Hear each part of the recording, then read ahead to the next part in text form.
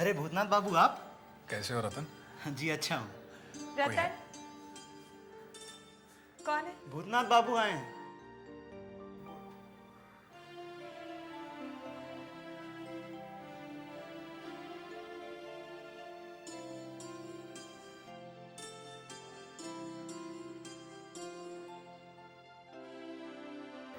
कैसी हो जबा?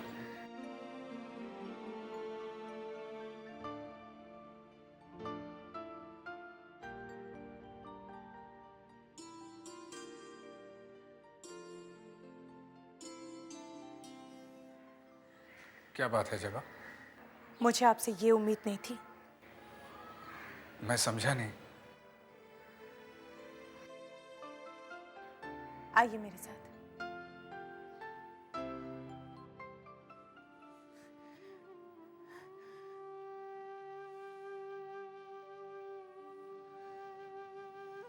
क्या बात है जबा? नन्हीलाल को आपने हमारे घर पे क्यों भेजा? नन्हीलाल? हाँ, आप ही का नाम लेकर वो इस घर में घुस सका, वरना मैं तो इसे दरवाजे से भगा देती। मेरा यकीन करो। यकीन तो मुझे नहीं हो रहा है। नन्हीलाल जैसा आदमी आपका दोस्त है? बैंक के नाम से वो हमें ठगना चाहता है। ब्रह्म समाज की किसी भी लड़की की मर्यादा नहीं रखी उसने, किसी का विश्वास नहीं जीत पाया। आज अमीर हो गया तो क्या समझता है हम भी वैसे ही हैं। हमारी शिक्षा दीक्षा अलग है, हम मनुष्य को रुपयों से नहीं तोलते। मैं सच कह रहा हूँ जबा, मैंने उसे नहीं भेजा। पहले मुझे ये बताओ कि उसने यहाँ आकर तुमसे क्या कहा? 2 दिन पहले आया और कहने लगा, कैसी हो जबा, तुम तो हमें भूल ही गई, हम तो पुराने दोस्त थे। फिर मैंने कहा कि दोस्त थे, है तो नहीं। तुमने उसे कहा नहीं कि दोस्त के बाद इतने दिनों बाद कैसे आई? नहीं, मैंने सिर्फ उसके आने का उद्देश्य पूछा तो कहने लगा, नाराज क्यों हो रही हो, भूतनाथ से तुम्हारे बारे में पता चला और ये भी पता चला कि तुम्हारे पास बहुत पैसे हैं। जबा मैंने उसे कहा जरूर, लेकिन मेरा मतलब ये नहीं था। मैं जानती हूँ, मैं जानती हूँ तुम्हारा वो मतलब नहीं था। मैंने तो साफ साफ कह दिया, वो पैसे मेरे नहीं है, पिताजी के हैं, और पिताजी का जो फैसला होगा वो मैं तुम्हें साफ साफ सुना रही हूँ। पिताजी तुम्हारे बैंक में पैसे कभी नहीं रखेंगे। ये तुमने अच्छा किया जबा, वरना वो तो। मैं उसकी फितरत अच्छी तरह से जानती हूँ। कहने लगा, एक बार फिर सोच लो। मैंने तो कह दिया, मेरा फैसला अटल है, तुम जा सकते हो। नन्हीलाल के साथ बैंक को लेकर बात हुई थी जरूर, लेकिन मैंने उसे कहा था कि पहले मैं बात करूंगा। पता नहीं सुवेने बाबू राजी होंगे या नहीं, लेकिन वो खुद यहाँ चला आया। मैं समझती हूँ तुमने ऐसा कुछ सोचकर नहीं कहा होगा, लेकिन जरा सोचो, अगर पिताजी ये सब सुनते तो तुम्हारे बारे में क्या सोचते? जवाब, मैं बहुत शर्मिंदा हूं और तुम्हारा एहसानमंद भी हूं कि तुमने सुवेने बाबू से बात छुपा कर रखी, वरना मैं जिंदगी भर के लिए उनसे नजरें नहीं मिला पाता।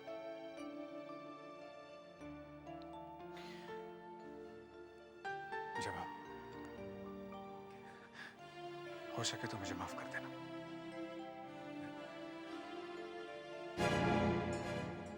जबा, भूतनाथ बाबू कैसे हैं आप? जी ठीक हूं। जबा, मुझे तुमसे कुछ जरूरी बातें करनी थी, जरा बाहर आओ। जी रहने दीजिए, मैं चलता हूं, आप लोग यहीं बातें कीजिए। नमस्ते। नमस्ते। नमस्ते।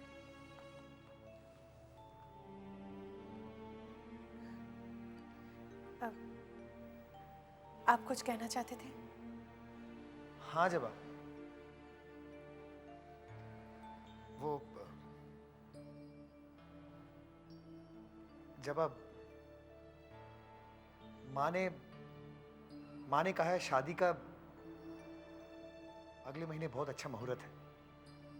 वैसे सुविनय बाबू से भी मैंने बात कर ली है, उन्होंने इजाजत दे दी है, वो बहुत खुश है। बस तुम्हारी इजाजत चाहता हूं।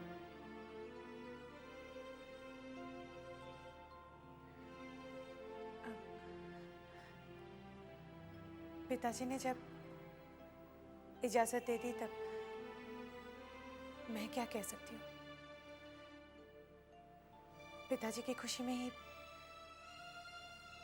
मेरी खुशी है। यहीं से गुजरेगा नया लाट का काफिला और यहाँ से आते हुए जो काली मंदिर देख रहे हो, इस काली मंदिर से काफिला दाहिनी ओर मुड़ेगा। दाहिनी ओर मुड़ के इस रास्ते से होते हुए यहाँ से आके फिर यहाँ दाहिनी ओर मुड़ेगा और फिर बाएं जाके काफिला यहाँ आएगा। ये जो नया डाक बंगला है ना, नया लाट यहीं आकर ठहरेगा। अब काफिला चूंकि यहाँ से गुजरेगा इस काली मंदिर के पास से, तो शिव प्रसाद तुम ये जो मीनार है ना, इस मीनार के दरवाजे के पास यहाँ छिपे रहो और काफिला नजर आते ही तुम इशारा करोगे कोयल की आवाज़ में, और वो इशारा होगा निवारण के लिए। निवारण तुम यहाँ छिपे रहो इन झाड़ियों के पास। इशारा पाते ही तुम चौकन्ने हो जाओगे, ठीक है ना? जी भैया। क्यों कदम, ठीक है ना? काफिले को यहाँ से यहाँ आने में कम से कम 5 मिनट लगेंगे। निवारण, काफिला यहाँ आते ही तुम बॉम्ब सीधे लाट की मोटर गाड़ी पर फेंकोगे। जी भैया। और उसके बाद पीछे की ओर भागो इस रास्ते।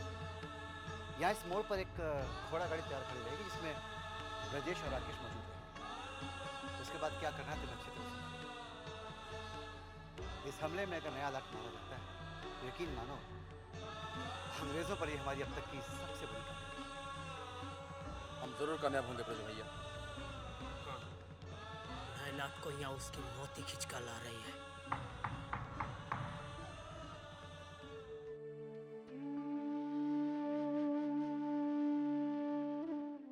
क्या बात है?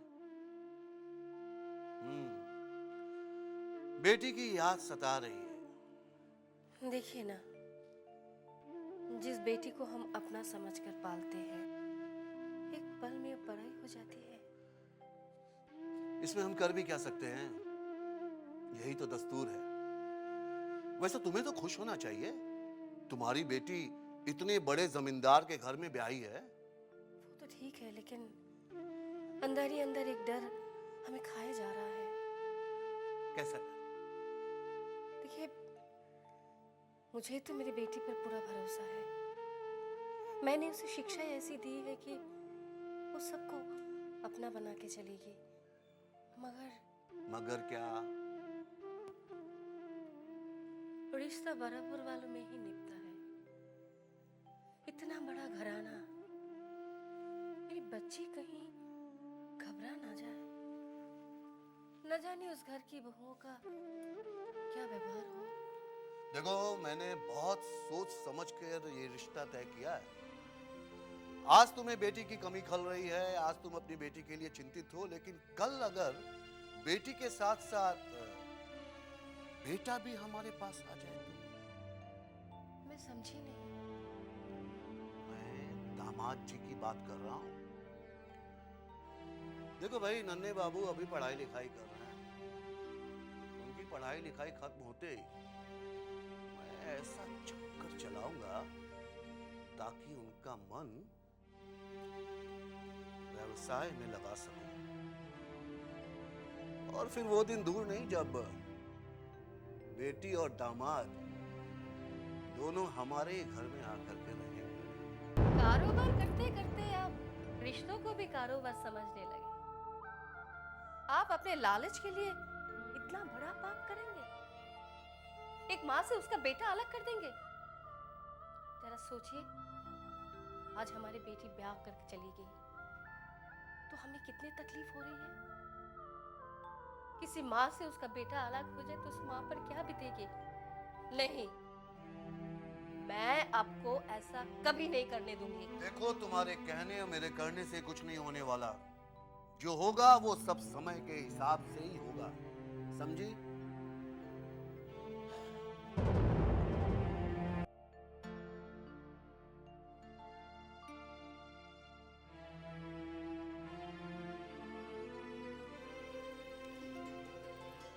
प्रणाम मछली बाबू। मुझे खबर मिली थी कि आपने मुझे बुलाया है। अरे आइए आइए। लेकिन क्षमा करिए, मुझे आने में थोड़ी देरी हुई। नहीं नहीं, कोई बात नहीं, बैठिए। जी धन्यवाद। कहिए, कैसे याद किया आपने मुझे? काम तो बाद में होता रहेगा ब्रिज बाबू, पहले चाय लीजिए, नाश्ता लीजिए। अरे लोचन। जी नहीं, ठीक है। बताइए ना, कैसे याद किया आपने मुझे? काम ऐसा था कि ये जो हमारी नई बहू है ना चारुलता, इसको थोड़े तौर तरीके सिखाने हैं। सीख जिसे कहते हैं, शिक्षा, और वो सिर्फ आप ही दे सकते हैं। जी ये तो बड़ी खुशी की बात है। मुझे भी मुफ्त की तनख्वाह लेने में बहुत बुरा लगता था। ऐसा क्यों समझते हैं आप? बड़े बाबू ने आपको हमेशा इस हवेली का सदस्य समझा है। हम भी वैसा ही समझते हैं। ये तो आप लोगों का बड़प्पन है मजली बाबू कि आप लोग मुझे इतना सम्मान देते हैं, वरना बस नई बहू को इस हवेली के लायक बना दीजिए। उसको बड़ों का अदब करना सीखना है, आदर करना जानना है, हवेली के तौर तरीकों से वाकिफ होना है। और ये सीख सिर्फ शिक्षा से मिलती है, और ये शिक्षा सिर्फ आप ही दे सकते हैं। बहुत अच्छी बात है, ये तो बड़ी खुशी की बात है। मैं आज शाम को ही आ जाऊंगा। तो मजली बाबू अब मुझे अनुमति दें। नहीं, चाय नाश्ता लेके जाइए। नहीं, फिर कभी। मैं जरा जल्दी में हूं। प्रणाम।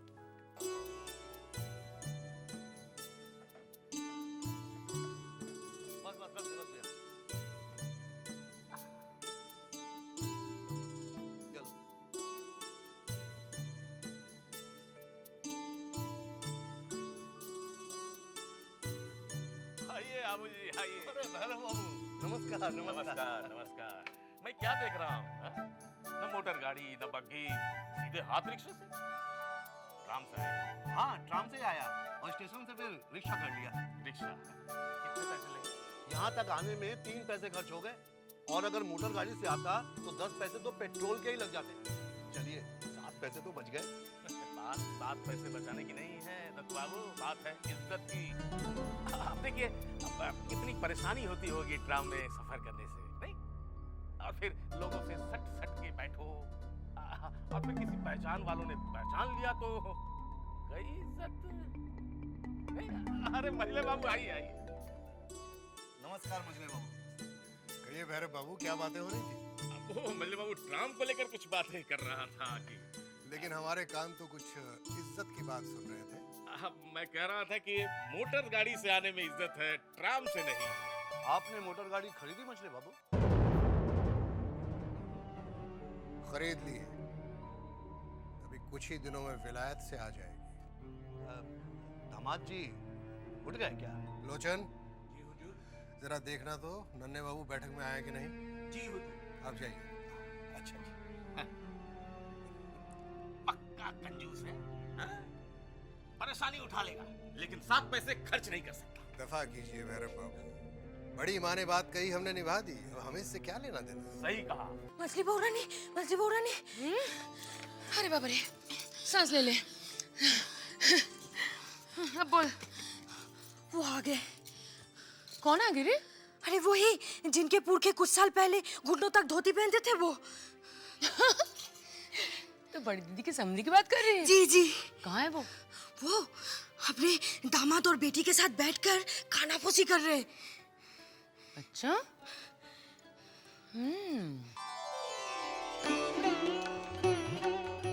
नहीं दुल्हन, आप और यहाँ कुछ चाहिए आपको?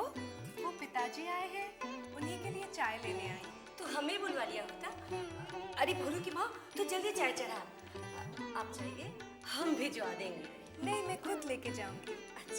अच्छा, तो आप बैठिए, चाय अभी बन जाएगी।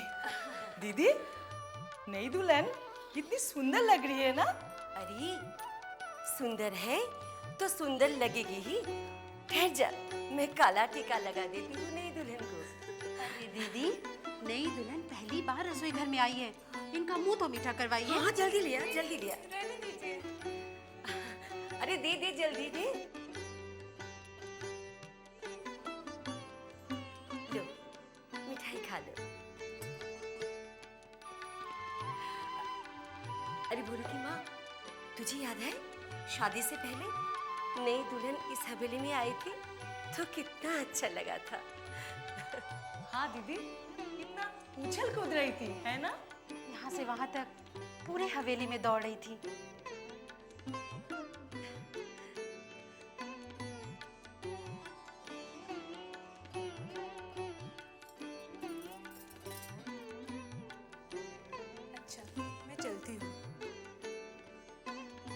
बस बेटे, तुम अपनी पढ़ाई लिखाई पूरी कर लो।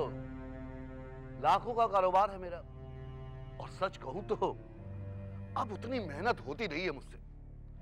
सब कुछ तो तुम्हें ही संभालना है। लीजिए, आपका नाश्ता आ गया।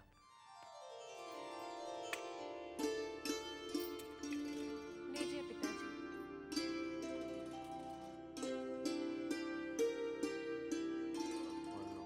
मैं कह रहा था कि कोई निजी नौकर नहीं है तुम्हारा? जी था, शशि, मगर मैंने उसे निकाल दिया है। छोटे बाबू को नौकर है ना बंसी, उसका एक भाई है, सोच रहा हूँ उसे ही रख लूँ। नहीं नहीं, उसे रखने की कोई जरूरत नहीं। मेरा एक वफादार नौकर है काशी, उसका छोटा भाई है, मैं उसे ही भेज दूंगा।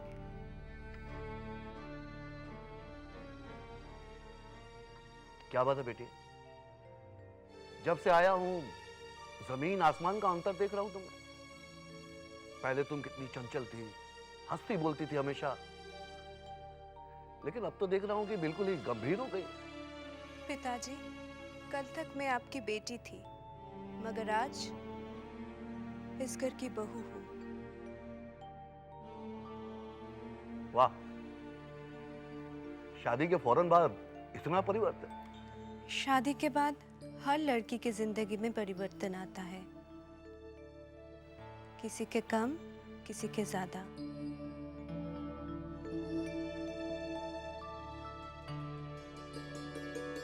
प्रणाम बड़ी माँ। हाँ हाँ ठीक है। ये कौन है तेरे साथ? बड़ी माँ, गिरी को तो नौकरी से निकाल दिया गया है। मझले बाबू ने कहा था एक नई दासी लाने को, सो मैं ले आया हूँ। इसका नाम लक्ष्मी है। प्रणाम बड़ी माँ। ठीक है, अब तू जा।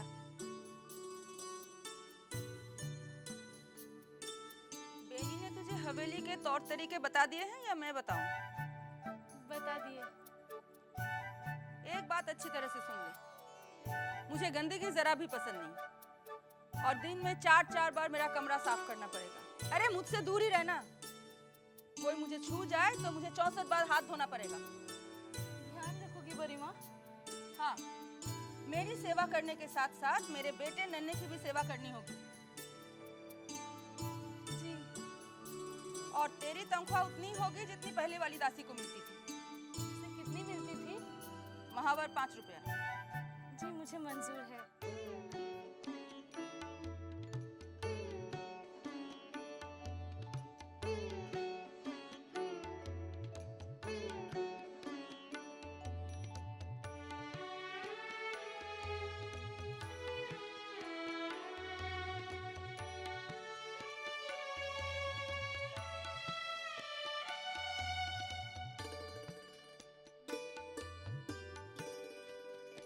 अरे मास्टर जी, आप आ गए? हाँ।